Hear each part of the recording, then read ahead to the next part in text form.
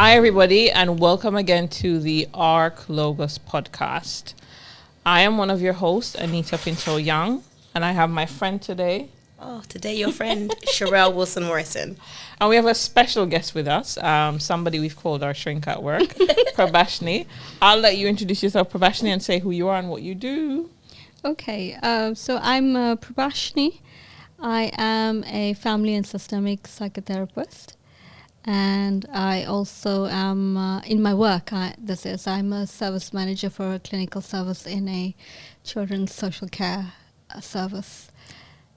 Yeah. I mean, there's a lot more I could say, but that's me professionally. Mm-hmm. And okay. I come from a nursing background. So prior to training as a systemic psychotherapist, I was a mental health nurse for many years. Wow. That's why she's so good at looking after your mental health. Nursing side.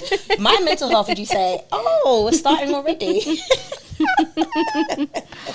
So, Prabashny, we know that you are Asian South African.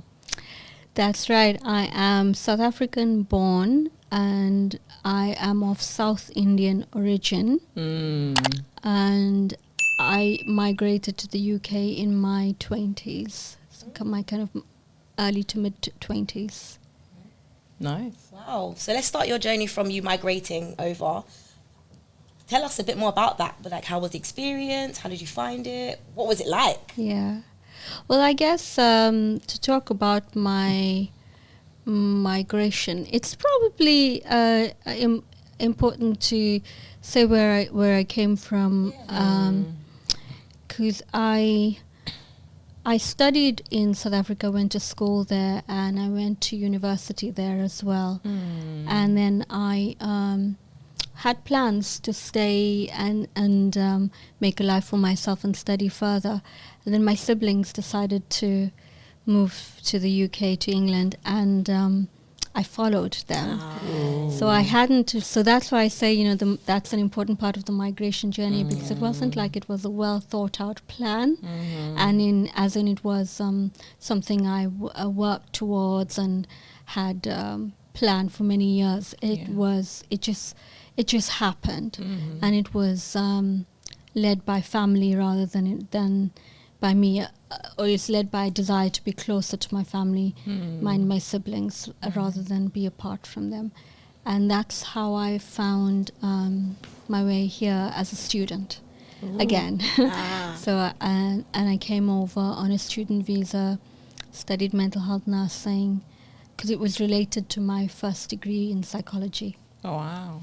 So it was, I think if I didn't have family here, it probably would have been a lot harder. And I really admire people who take that leap on their own. I think it's a big change. It's a major transition. It can be a bit of a culture shock. And just a really big adjustment, and even bigger when you don't have family or friends. So that's what I recall about it, is I didn't live near my family when I first came, and I went to uni in southeast London. But at least knowing that they were nearby and I could go visit them on holidays and things like that made it a bit easier. Yeah. And it helped that English was my first language, although sometimes it didn't feel like it because of all the little, colloquial terms that you come with and that you adjust to here. And so that was a bit of an adjustment. But it took many years. Maybe I'm still adjusting, but it took many years to adjust. I was born here and I still feel like I'm adjusting. What are you adjusting to, Cheryl? Back to Prabashny. Oh, you going to ask her a question? Same. Just want to shift the focus back. Okay, no, I was going to say, I'm happy to ask another one. So what were some of the challenges that you experienced when you first came over? I think if I think back to it now, finances were one of them, because I didn't come with much money, and and I budgeted, but I made it work. And now when I look back, I think, oh, how did I do that? I lived on very little, but it didn't bother me at the time. I think I was just so amazed that I was even here and that I was studying and I was doing something different with my life. It didn't occur to me that actually you don't have that much, but I just appreciated what I had. I call it migrant mentality, where you're so grateful for everything you have and the opportunities you have that you keep your head down, you work as hard as you possibly can, and you make your money go a long way, really long way, and you still manage to save and help others where you can. And you almost never complain about anything. That's nice. Wow. Yeah. And at that time, I was even grateful for the weather because it was a relief from the heat, the South African heat. Okay. So it was a little bit of a relief at that time, and then I got used to it. Although you never know it today with the heat wave. Oh gosh, this is it. That's amazing to hear. And I mean, some of your example resonate around the immigrant story and what that felt like, and when you realize how much you can stretch, compared. And you said you came and you studied mental health nursing. How long did you work as a mental health nurse for, and what was that journey like? So I worked as a mental health nurse from 2005 until I qualified as a systemic psychotherapist in 2016. So it was 11 years as a nurse in adult mental health settings, and then child and adolescent mental health settings, and I had lots of different jobs. So moved around a little bit. I look back now and I think that I was very naive, and I don't think I appreciated my own worth at the time. Fortunately for me, I did have mentors and people who were very kind, who were supportive, who encouraged me to study further, because it didn't stop there. I studied a lot over the years. Wow. In fact, I never stopped really from one thing to another. And it wasn't necessarily me looking to keep studying. It was opportunities that people were offering, because I was a hard worker. So I was very dedicated to my work, and I wasn't necessarily ambitious or competitive or looking for things. People just recognized that, oh, you could be good at this. Why don't you try this? And so I would take up the opportunities that were offered to me along the way. So that was fortunate. There were people in my journey who weren't supportive as well.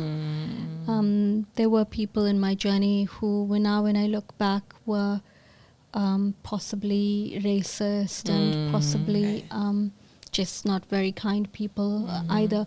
But it's very interesting because I don't think I recognized it at the time. Okay. It's an odd thing because I feel like I was just focused on, well, I'm going to focus on my work and myself and be grateful, and I carried on, and not necessarily on the people who were not kind. Okay. You've given me so much questions that I'm just like, I want to ask all of them. I'm going to come back to your point around where you said about being hardworking and so forth, and want to zone in on that in terms of what introduced you to systemic therapy, because you went from mental health nursing. Yeah. I want to know all. How did you transition from mental health nursing into systemic therapy? So, again, this all happened by chance. Okay. So I hadn't planned on making any career changes. I intended to just develop and see my career through as a mental health nurse. And it was in working in CAMS, a child and adolescent mental health service in the community, where I was working in a multidisciplinary service with lots of different professionals, and working alongside family and systemic psychotherapists really inspired me. I just loved the way they talked, and they held sessions with families, when I co-worked with them. I just loved the way they were generally with people, their colleagues, and the way they talked about families and young people in non-pathologizing ways, trying to understand where they came from, focusing on relationships rather than diagnoses. So that really appealed to me, and I inquired about it, and the next thing you know, I was blessed to be offered funding by my employer. Wow. Otherwise, I probably would not have been able to afford it on a nurse's salary at the time. So I was very blessed and fortunate that way. Wow, it's amazing. And I want to backtrack a little bit, not too far back, just to ask, what would you say were some of the major challenges in being a mental health nurse? So what were some of the challenges, but also what were some of the rewards? I think some of the challenges are connected to also being a migrant again. And maybe I didn't fully answer that earlier question about some of the challenges of being here. Because I came here as an adult, I didn't understand all of the systems. So all of the systems, the education system, health system, and social care system, in addition to the social cultural norms that I was living within. I also didn't understand the political context, and that didn't really have a clue about that. So for example, when I first moved to study here, I moved to southeast London, and I didn't realize that only just a few years before Stephen Lawrence had been murdered in that area. So there was so much to learn about the demographic and the community and the people, in addition to all the other things that come with adjusting to being a migrant. And I remember through my journey in CAMS learning some of these things as I went along. And maybe some of the challenges were when I didn't always understand some things that were cultural, but I don't want to necessarily generalize, because every family's culture is different, and people that we saw in the service came from lots of different places and backgrounds. But there were just some things about the system that took time to learn that I didn't quite get. And that was probably one of the bigger challenges. And then the other challenge, like I said, were times when I did work with people who were harsh and critical and who maybe resented sometimes when I was doing well, though I didn't quite recognize it at the time. However, I had more supporters than I had critics. So that's not always a really important part of the journey. Those people who hold you up and encourage you and even support you to go further and further. And I had many of those people. So that was one of the rewards at the time, in the getting to know different people that I probably wouldn't have otherwise. Meeting some wonderful colleagues along the way, meeting some wonderful families and young people who came to use the service, and building relationships with them, being part of their story and their journeys when they share so much of themselves that's so deeply personal and painful at times, and they share so much with you, and it's such a privilege. And then when you see people move, especially young people, move through their journeys and as well as their families, that is probably the biggest reward, and probably why I'm still working in this field. So interesting. Definitely. I'm gonna come back to where you spoke about racism. I'm just intrigued to know, how do you navigate around power differences and discrimination? I think how I do that now is very different from how I did back then. I think it's rather ironic that I came from South Africa and lived and was born into the apartheid regime, but didn't have a language to talk about race or difference or oppression. And I'm still figuring that out. Okay. And it's no like when you're deep in something, don't always know what you're in. And you can't see the wood from the trees, as they say. Yeah. And when I came out of it, and I think maybe the same from my family, I started to see that experience in a different way. But it was many, many years before I learnt a language to be able to talk about it. And that was the gift that systemic psychotherapy gave me. Okay. It was also one of the reasons why I trained in that profession, because it helped me make sense of myself and my experiences, and doesn't locate all of the difficulties or challenges in the individual. It looks at the system that an individual is in, a system the family is placed within, and how all of those things impact. So I guess how I navigate it now would be to encourage conversation, to be respectful and sensitive to other people. And I think that sometimes we shy away from the conversation because it's too hard. And I did that for the longest time, but probably because I didn't know any different. Okay. But even now, when I do know different, it still isn't that easy to do. And all parties need to be willing to talk about it. That's the other thing as well. It becomes really difficult when not everyone's willing. But I think open dialogue about things like that, an honest, sensitive, respectful conversation, it feels to me the most important aspect. Having said that, though, I don't always feel it's my responsibility to. It depends on the situation and the circumstance and where I'm in. And sometimes it's still too hard to do. And I think, well, I can't put so much energy into this. It's taking too much from me. And then on better days, and because I'm only human too, as we all are, on better days and better times, then I might be more brave, and I might say, this is how I experienced that. This is how that made me feel. Yeah. And even if it doesn't necessarily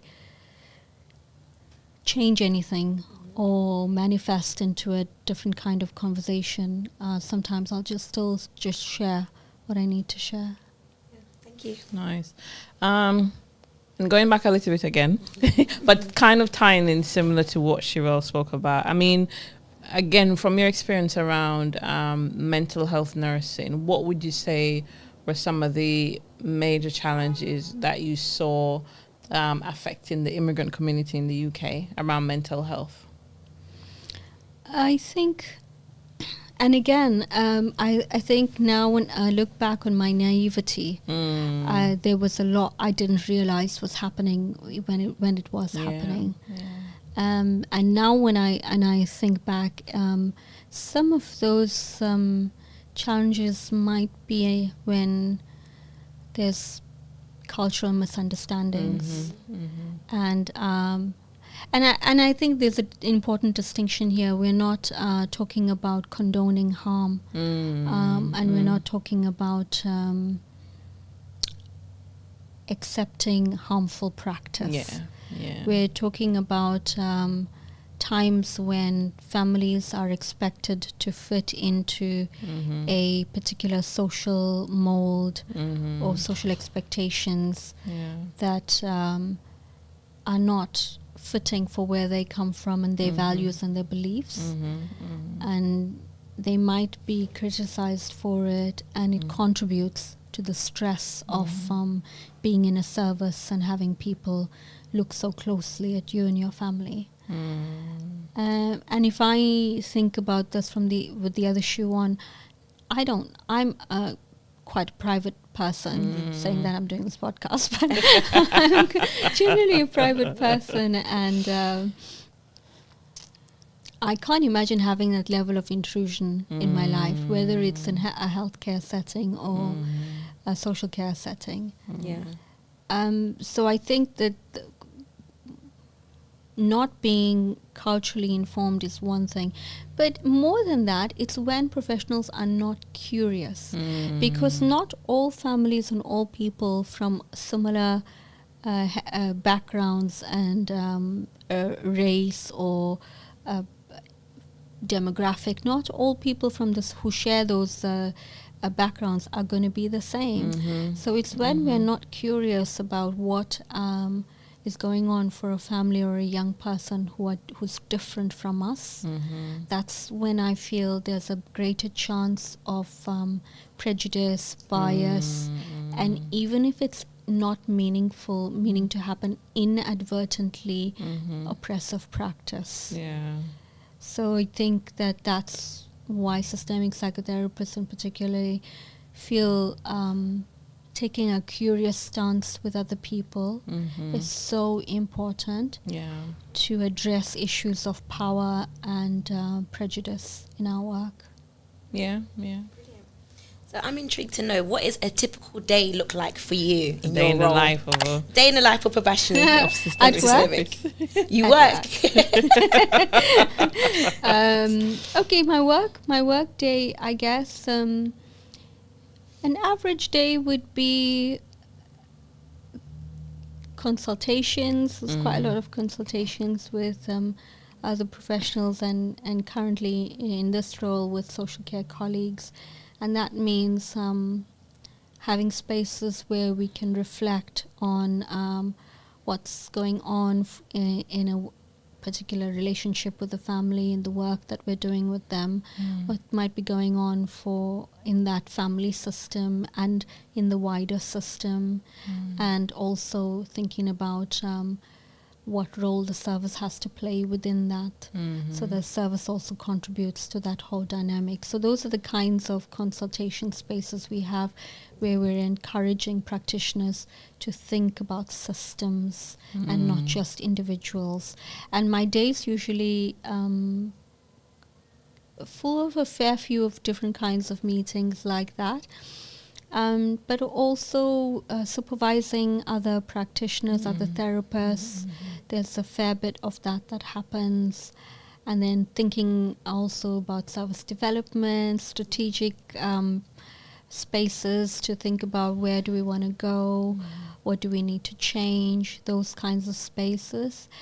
And then there's also organizational work, so supporting team development, other teams within the organization, supporting them to think about whatever it might be, whether it's group supervision or addressing some other kind of whatever is on their agenda, basically.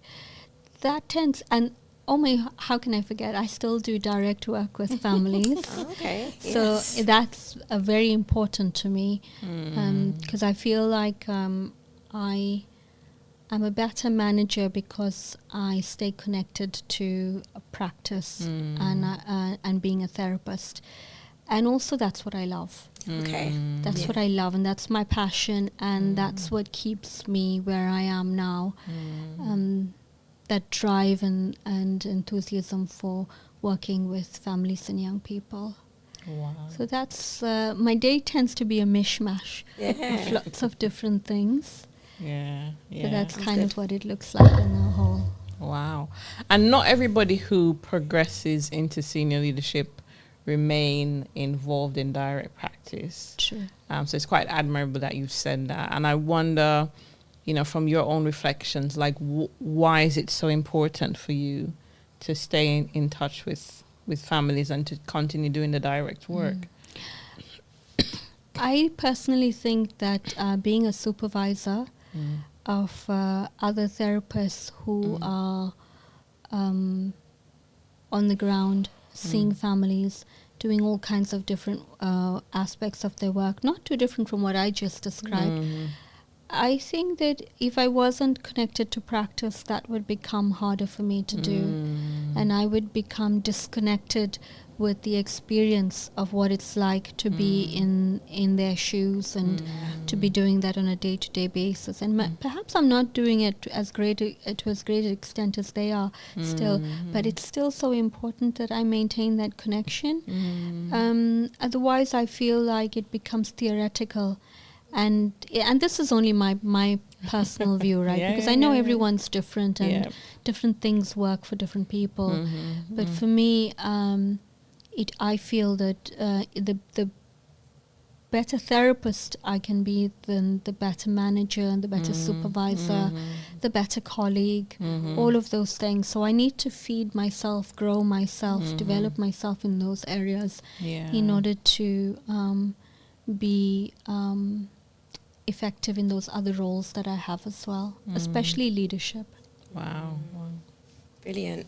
So I'm coming back to your role, because you said you're obviously a supervisor, a manager, and you also have the opportunity to also do direct work. I'm just intrigued to know, what are the similarities in your style of practice in both roles, and if any differences do you think you've seen? That's an interesting question.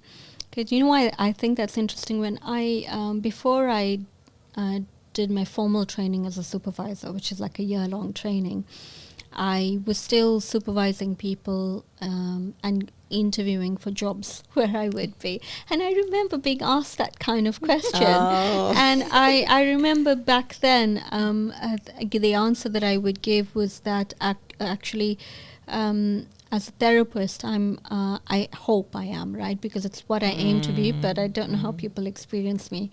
But hopefully they do experience me this way. But I aim to be collaborative, curious, respectful, creative, and I always want to hear from the other about where they think they should be heading and what kind of goals they want to work towards, and what do steps towards those goals, what do they look like for them in small achievable ways. And that's the kind of therapist that I am. And I would also share a lot of myself within limits and boundaries, because it makes me human and relatable. And also then families know, because I'm in the therapist chair, doesn't mean I've got it all figured out. So that's that human connection.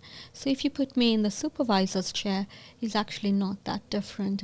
And the reason why I thought this question was interesting, because I just thought, would I answer this differently now that I've trained as a supervisor? I've taught on a supervision course as well. I forgot to say that I do a lot of teaching and training as well. And now would I answer that differently? And I don't think so. I think maybe now I think a lot more about power and difference and social justice. After my supervision training, I'm a lot more conscious of it. And I'm also more conscious of the what we call position power and knowledge power that we hold in those roles. So I'm a lot more conscious of it, but at the core and the heart of my practice, I don't think has changed dramatically. Thank you. And I mean, from my experience of you, I can confirm you're all of those things that you mentioned. I was going to say the same thing. Definitely. Curious, approachable, all of it. Also with a wicked sense of humor as well. That adds, I'm trying to keep that under wraps. You don't need to at all. But that's a sense of yourself, you said. So that's good. Don't change. So it's really nice to see that. And I wanted to ask you a little bit about, in your role as a supervisor, as a therapist, as a manager, how do you promote relational safety? Big question. And it's an important one, because it's something that we do talk a lot about in our world of systemic practice. So how do I promote it? And I think it's important that I promote by doing, by modeling in the first place, by being in my different roles, whether I'm facilitating group supervision, or I am a therapist, or I'm presenting a workshop on something, or I'm a service manager in my service meeting, it's really important that I do my best. And I say do my best because, again, there'll be days when I get it wrong and it's not the forefront of my mind, something else is. But I can come back from it because I'm thinking about how was I in that space? How did I impact on others around me? Did I shut people down and shut conversations down, or did I open them up? And did I speak more than I listened? Did I validate or dismiss? So these are some of the, maybe I'm saying are what I would call polar opposites, and the things that contribute to relational safety. And that's some of those things, kind of like what I've just said, is about validating others, even when their views are different from yours, creating space for different opinions to be voiced, active listening, mindful listening, so not just listening to respond so I can actually come up with a counterpoint or refute what you're saying, or if I like what you're saying, then join and agree with you. Listen actually to hear and understand people, and take some risks sometimes as well.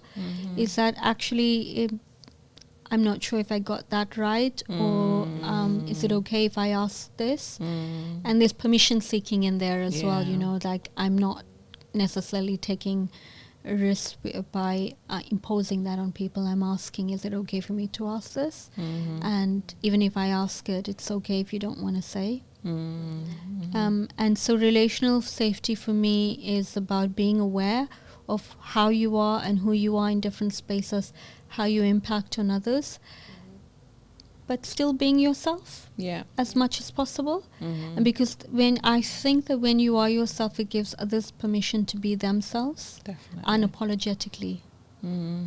Definitely unapologetically. Nice. And as part of my observation of you, Prabashny, you're very calm and very supportive. And similar to relational risk and things like that, I wanted to kind of query, how are you able to kind of meet the demands of the organizational, as being like leadership wise, versus the needs of the people that you're supervising and support?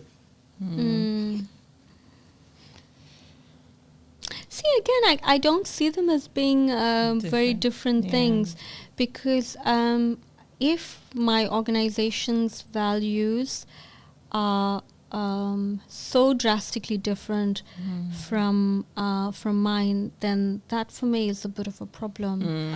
Either then it means that I'm not a good fit, or something needs to change in the system, and that's something maybe I need to work out.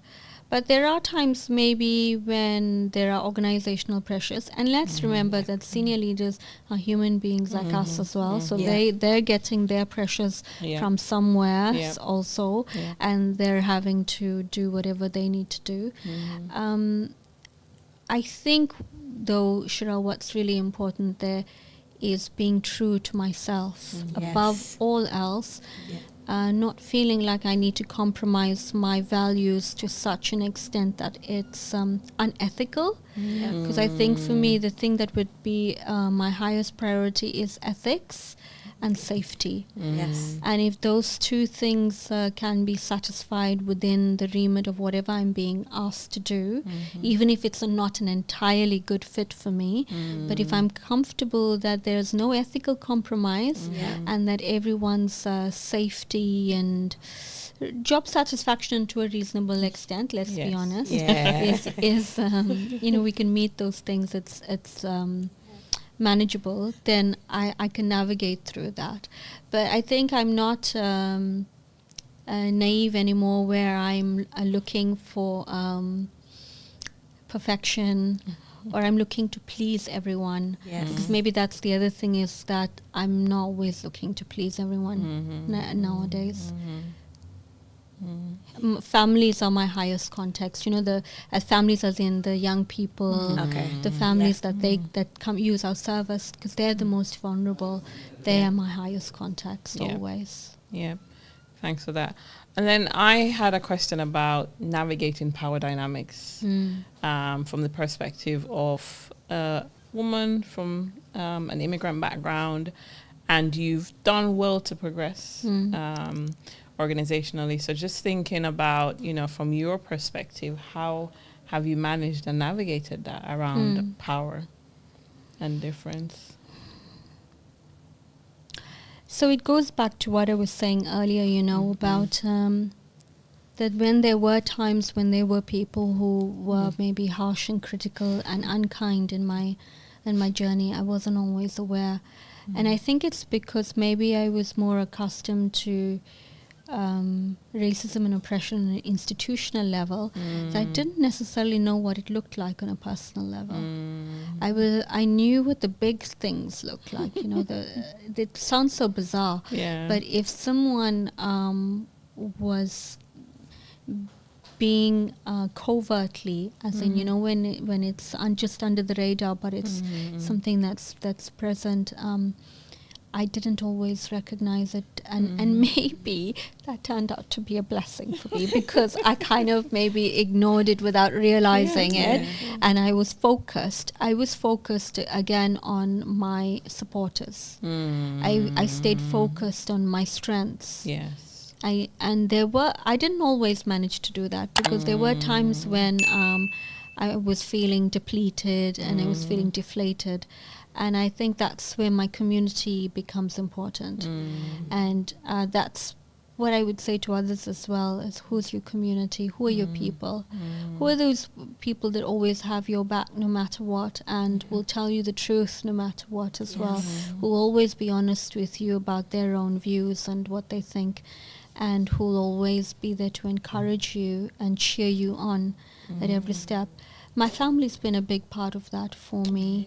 My husband has been a big part of that for me. I have friendships, really, and colleagues like yourselves as well. Colleagues that who become friends, and then I collect them along the way.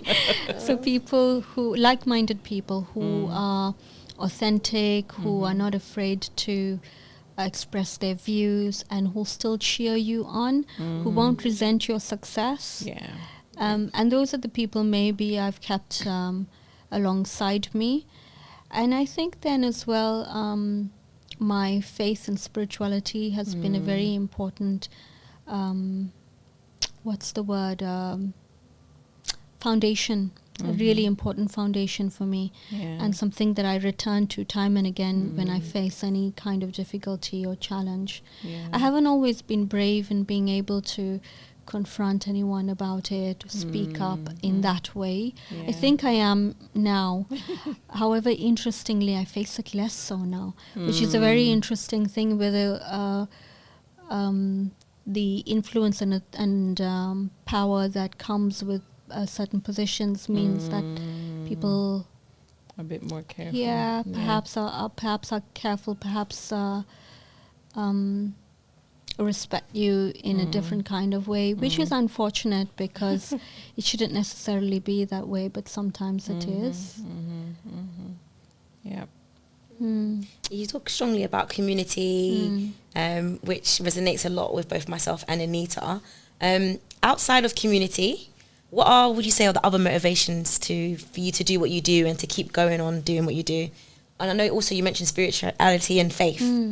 Outside of those, is there anything else? And if so, what does that look like around your motivation? I'm still not that terribly ambitious. That's the truth. I always have looked for the simplicity in life, and I think I still do. I'm not looking for anything extravagant in life, and I think it still comes back to my spirituality and beliefs and how I relate to people. And my work gives me an opportunity to help others find happiness. And not looking to fix people's problems.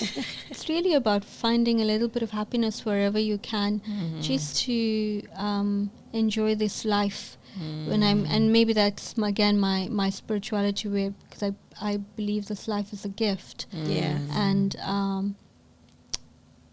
if wherever I can make a difference to other people, and I'm not looking to save the world, I can tell you that as well. I don't have any kind of savior complex or aspiration. So not looking for that. I just want to be able to do my part in the world, do that little bit, and then go home at the end of the day and have to a peaceful life. And do you know what I mean? It's it's the simple things in life that are still driving me. It's nothing complicated and nothing ambitious. And where the ambitious things have found me, it's not necessarily my doing. It's where the people have thought, a bit like earlier on in my career, oh, you'd be good at that. Like kind of like how I'm on this couch today, actually, doing this podcast. You'd be good at that. Okay, then. Let's try that. And that leads us on nicely into my other thought around, given you wear quite a few hats. So you still keep in touch with frontline, you supervise, you teach, you do workshops, and you manage strategically at a service manager level. So I guess my question is, how do you look after yourself? How do you make sure that you're, just managing your self-care while you balance all of those demands and responsibilities? Because you look after a lot of people. Yes. I try anyways. I don't know if they'd say they feel looked after, but hopefully, they do. I think they would. That's actually a pretty important question, because there have been times when I have been close to burnout. And those times have happened when, because I have such a strong work ethic, I didn't always recognize when I was pushing myself too far, because I just wanted to do my job as best as I could. So that means going above and beyond. However, in recent years, where I have felt the effects of it in my own life and in my personal life, my well-being, nothing drastic, but enough to tell me that something needed to change. And people around me, people who are close to me, again, it comes back to those supporters, those people who are close to you, saying, what's going on, and it's important to listen when those signs come up. So I guess what I'm saying is that I don't always get that right. I strive towards it, the balance, and when I see signs of it in people I supervise in my team, I feel it's really important to give people encouragement. Slow down, look after yourself. No job is worth sacrificing your well-being for.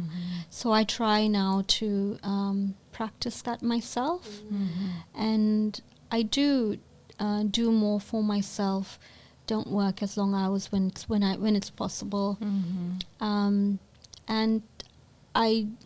it sounds very cliche, but I actually do things like exercise and eat well. I try really hard to do that, and it does pay off. And I have fun to do fun things and say yes to more outings, because I'm a bit of a homebody. So actually, if I wasn't sitting on this couch, I'd be sitting on my couch at home.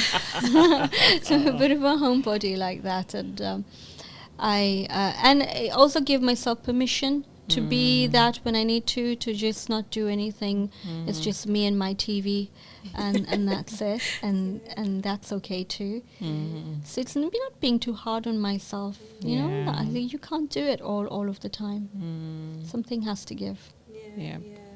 So if Prabashny looked at younger Prabashny, or Prabashny that first came over to the UK, what kind of advice or comments or reflections would you give to older Prabashny? I like that question, because I actually think about that quite often. I think about what I would have done differently if I knew what I knew now. And, that's changing all the time, right? We're all growing and learning all of the time about life and ourselves and others. But what I would say to that young person then is... have faith in yourself. Know your own worth. It's okay to be different. And it's important to accept others as they are, as much as you accept yourself. And I would say relax. Relax a bit. Enjoy life. Mm-hmm. Don't be so serious. That's probably what I'd say. Just lighten up a little. Do some yoga and meditation every day, and you'll be all right. You don't have to work so hard at everything. Right. I think we are coming close to the end. Just want to know if you have any other advice for people listening around. Because when you mentioned earlier about sometimes working overtime and being close to burnout, a question popped in my head, and I wondered, is that the immigrant mentality, do you think? I mean, I think a big part of it, and for me it goes even further beyond, because I think that even growing up in South Africa, there was that mentality that you don't get in trouble, you don't cause trouble, you keep your head down and make sure you give whatever you're doing, you give it 100%. You don't make any complaints about anything. And that meant that sometimes we tolerated harm. And we were in situations that were not healthy situations. And I think I brought some of that over with me. And then living in a predominantly white community as well, which is a new thing for me, coming from South Africa with the segregation. It was it all contributed, and so yes, then it double reinforced that that kind of thinking, as in like you keep going, keep your head down, and while it works for some part of it, sometimes it's not very helpful, because it does mean you tolerate things you shouldn't. Yeah. Your last question, Sherelle. Gosh, key takeaways. That'll be my last question. Any key takeaways for our listeners to know a bit about you, or just any key advice? Yeah. Follow the happiness. That's nice. Follow happiness, and prosperity follows. Because I can't say money is not important, because I know as a migrant who didn't come from wealth, that financial stability is important. Yeah. So I'm not going to say, don't worry about the money, but what I will say is, if you know your people, you keep them close to you. You know who your supporters are. Yeah. And you don't have to be friends with everyone. You can just treat everyone with respect. Absolutely. That's the important thing. Yeah. So if you can sleep peacefully at night, knowing that you've treated others with respect and kindness, whatever may come, and you've got your people nearby you, you know who your supporters are, whether they are friends or family or colleagues or whoever that might be, mentors, and you follow your happiness. I think life falls into place, and it can. And never sacrifice your well-being, not for anything. That's probably my highest priority, is the well-being, because without your health and your well-being, not much else is worth it in this life. True. Wonderful, wonderful way to end. I know, that's a brilliant way to end. And thank you so much. I mean, we could continue, but we're out of time. So just want to thank you again, Prabashny, for coming and sitting on the couch with us. My pleasure. And sharing a little bit about your story. So to our listeners, do remember to like, share, comment, and subscribe. That's a wrap.